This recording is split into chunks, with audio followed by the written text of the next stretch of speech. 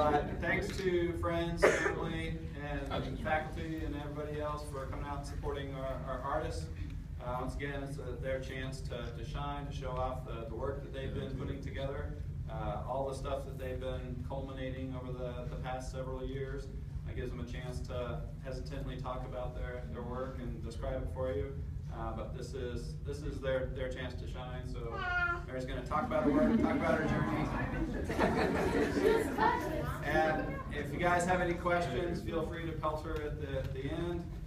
Eat all her food and all that good stuff. But we'll leave it with Mary. Go for it. I want to thank you all for coming out tonight. I know some of you went out of your way with spring break and everything, Easter break. It's here already, and it's just great to see all your lovely, amazing faces supporting me. Okay, so my artwork, the what and why of it all.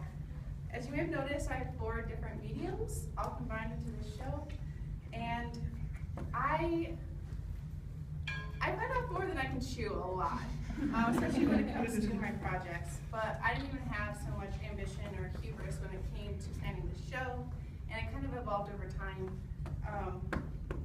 I knew that I wanted to do the family portraits, but I didn't really know what medium. I tried some mixed media and collage. It wasn't quite right, so I went back to the drawing board a few times.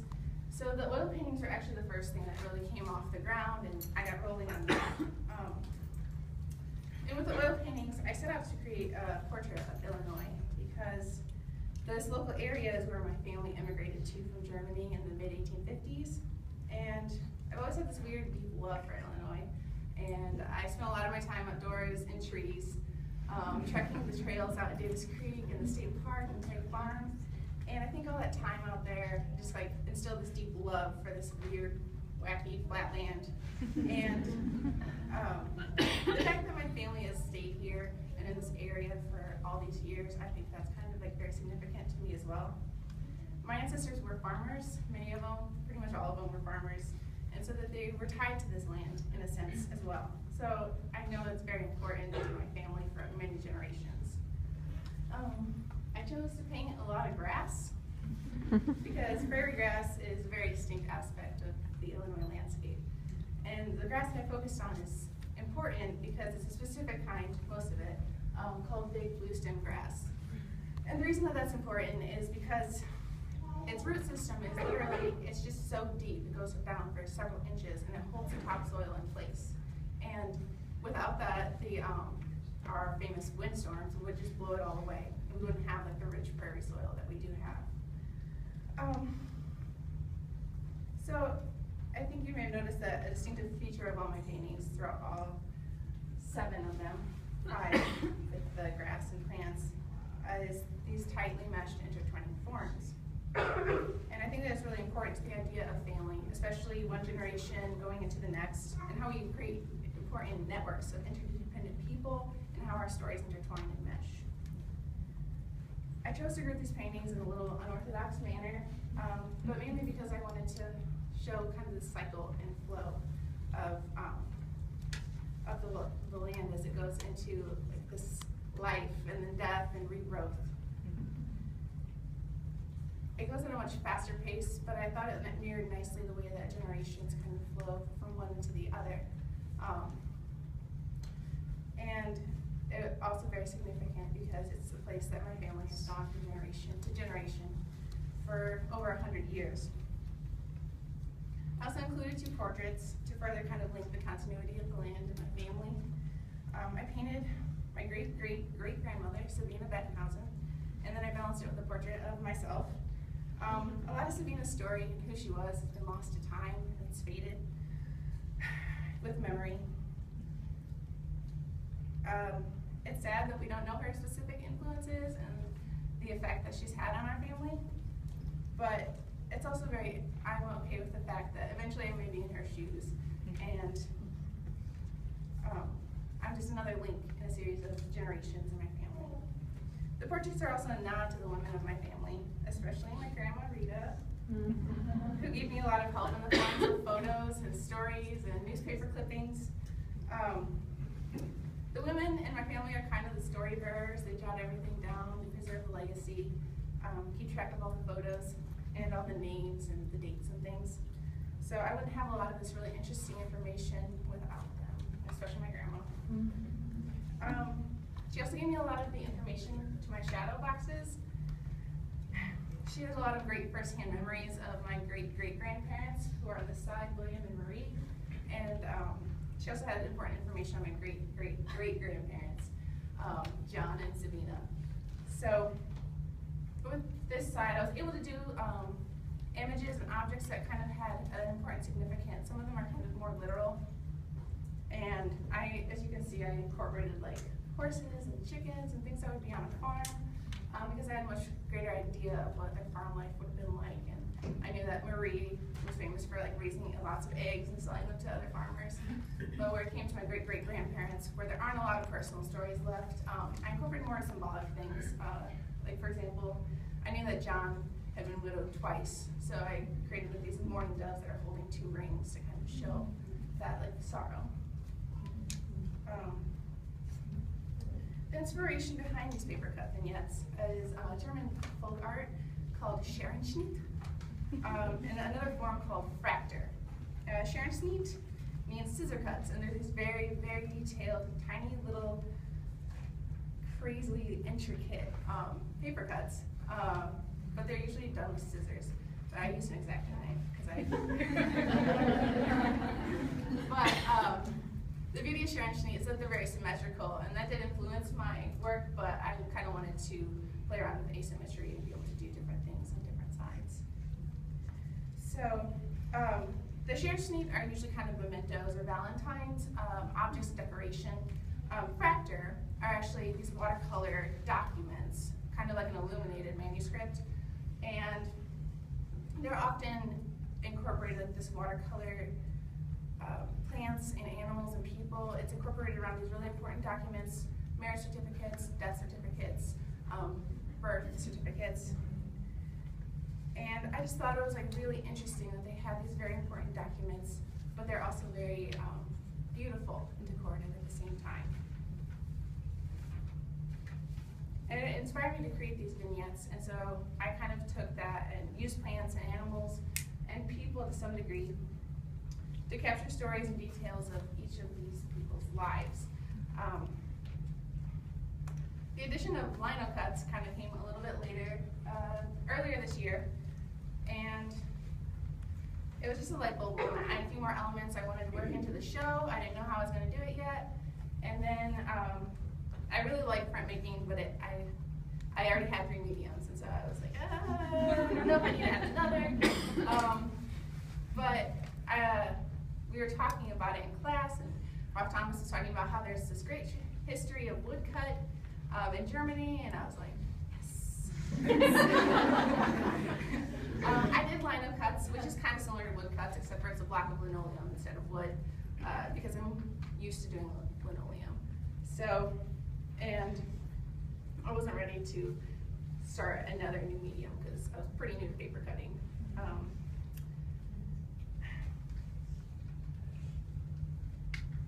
So the lino cuts allowed me to incorporate a few more important things like Germany and Illinois. Germany, Illinois, and then I was also able to do these silhouettes of Conrad and Elizabetha, who were actually the ones who originally immigrated here.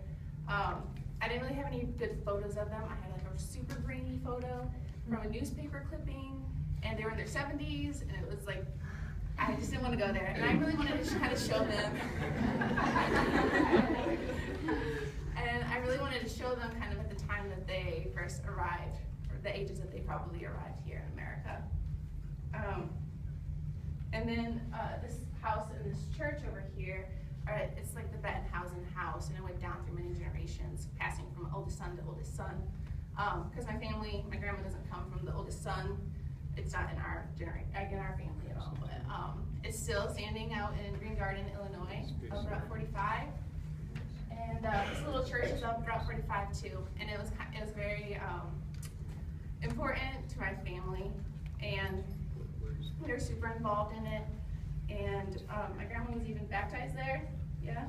So a lot of like life events happened there, some marriages and funerals. So And I thought it was really important to incorporate Germany and Illinois because even though Conrad and Elizabeth came here, they're still very involved in like the German community in the area, and that was something that I thought was really interesting because when you think of people immigrating, you kind of think that they're on their own, but they came into like a community and they became very involved there, and I think it was very tight-knit. And my family doesn't really carry on any big German traditions, but I did find similarities in each generation, traits that have remained important in this family. This little church, it is a Methodist church, and I come from a long line of German Methodists. So, as I said, they were very involved. We're not German Methodists or Methodists. I'm not. My family's mostly non-denominational. But the emphasis on faith and being involved in the church community is still very, very important to us. And there was also another thing, an inclination to hard work. When Conrad first arrived here, he didn't have a lot of money. I don't know a lot of the details, but I did know that he worked for a lot of other people for years before he could buy his own farm. But he eventually did, and he eventually amassed enough land that he passed it on to his sons, and they had a couple different farms, and it went on to his grandsons. And I still see that kind of like drive for hard work and to make your way in the world still in my family.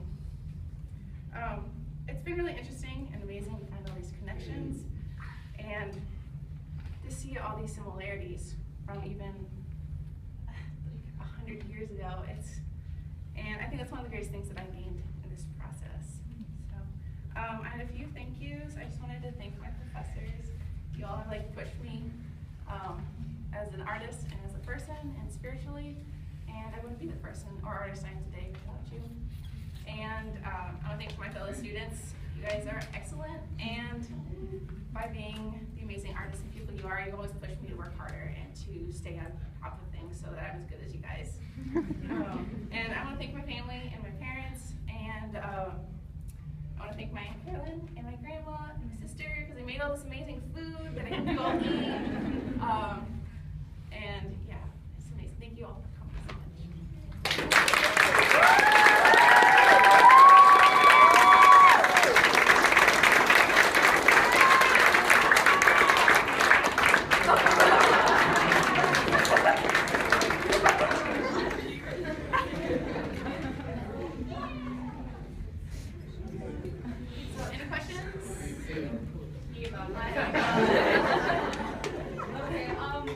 So is this your first time doing paper cuts? It is. I have never done paper cuts. I've certainly pinned a lot of paper cuts over the past couple years. But once I kind of found like the German link to Sharenschnitt, it kind of pushed me to be like, okay, I want to incorporate it. And if that'd be a really fun new thing to learn. I didn't know what possessed me to do it for the first time for my senior show, but Okay, and like, did it take a couple of like tries to get it done? Because we were looking at them and we were just like, oh my gosh, these are so intricate. Like the corn over there on that one, like you have it like spaced perfectly out, and they're like not even the head of a needle, and I'm like, freaking Mary. I think I was pretty lucky with that. For the most part, I didn't ruin anything. I came really close to like, because you go a little too far and it falls apart. And I had some close calls, but I didn't have to like completely start over on anything. So that was a huge relief. And also, I have a question from Megan Legal, who could not be here. So she texted me her question. She says, what was the inspiration for setting up the series? What drove the process? Smiley face. My inspiration for the series, I would say, I did a project in junior year for figure studies, and I had some old photos from my grandma, and I thought it'd be like really cool to learn more about the people, because I'm really interested in history, and family history, of course, is very, it's a very personal thing, and of course, so it means a lot to me. So I thought it'd be really cool to talk to my grandma and like learn about who these people are. So that was like in junior year, and I went through several different ideas before I came back to it, and I was kind of like, I realized that that was like the thing that would keep me going and that I'd stay interested in. And yeah, so it's just kind of a weird whim. A thing that I really enjoy is history. So, and being like a step further, being family history is something that's just cool. And like being able to share that with my grandma and like having that passed on from one generation to the next, I thought that would be like a really cool, special thing.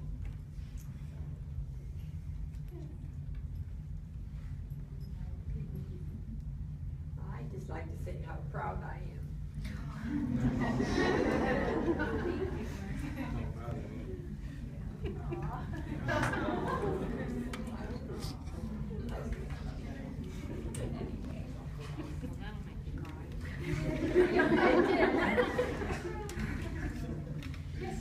So in printmaking last year, I know you did a lot of those of the figures with their backs to each other and stuff like that one, the time and all this stuff. I was wondering what drove you to do it in paper instead of a lino cut. I was just kind of looking to incorporate kind of a more 3D aspect, and it was kind of an experiment, like to see if I could incorporate the two, and I wanted the lino cut to mesh well with like the watercolor and the other mediums.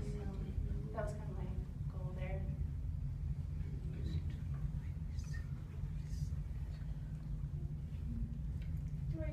Was there a particular piece throughout this process that you just found yourself really connecting with, or the story behind it that just kind of like inspired you to work harder, or just like really made you connect more to your family? I think for the shadow boxes, one of my favorite is Marie. Probably just because like my grandma like had stories of growing up and like spending time on the farm and picking strawberries, and she would say like Marie was like a great cook and a great baker. And so I got to like learn all these interesting personal details about her, and her portrait was just really fun to draw. Like I had a great time drawing that dress, and it was, and the design for the paper cut came together really quickly. Whereas like William took me like a couple months to work out. Like it took a lot of time to resolve that one because I kept like running into problems. Like I didn't like this. I rearranged things before I started cutting. So yeah, I think that one. Just a little background detail.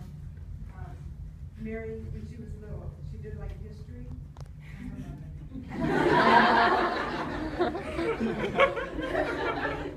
Mary taught me. Joan of Arc. And every time you looked around, they were in long dresses, reading books. You felt like you were in Little House on the Prairie.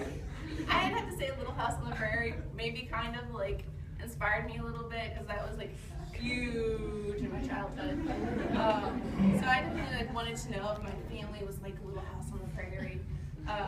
So I don't know that they had like any close calls with Native Americans or anything interesting like that. So yeah, but it was kind of cool. Like they had pretty just normal lives, but I found a lot of kind of like beauty and stuff and just learning like the details of it. Very inspiring. Kent. Does doing this project encourage you to add more pieces as your nieces and nephews and stuff get older? Do you have children that you can pass down this type of, a different type of tradition that you can add continuously on going forward? Yeah. I think so. Like my family shows up a lot in my artwork. Like I use my sisters for models a lot. Drives them crazy, but yeah. And so I started kind of using my niece too. It's just fun because when you know the model and you have like a lot of care for them, a lot of affection for them, I feel like that kind of comes out a lot in my work and it's evident. So yeah, so I feel like it gives it more emotion and stuff. And I think my family will continue to be past, present, future, like that'll all probably be important to my work. Mary, that picture over there, I recently looked at some Pennsylvania Dutch pictures, and that looks like it has an influence from Pennsylvania Dutch. Yeah, the fractor actually is very popular in Pennsylvania Dutch culture, and they're one of the cultures, like here in America, they still make it and sell it. It's kind of, I don't know if it's really that popular in Germany anymore. It was really popular during like the 18th, 19th centuries, and then it was brought over here by some of the settlers, and especially the Pennsylvania Dutch. So yeah. What's next? Artistically, family tree. As far as artwork, I don't know. I'm just kind of like exploring my options. It's kind of crazy. I feel a little like unfettered and free to pursue anything, and that's a little scary, but it's also exciting. But I think I'd like to kind of explore some of the themes that I found in this project and keep going with it. Yeah.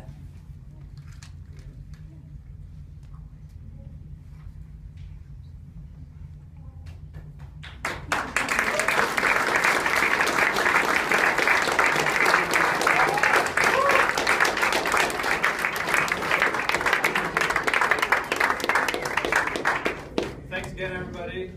Stick around, eat her food, talk her up a little bit, get some of those deeper stories, and thanks again for coming out.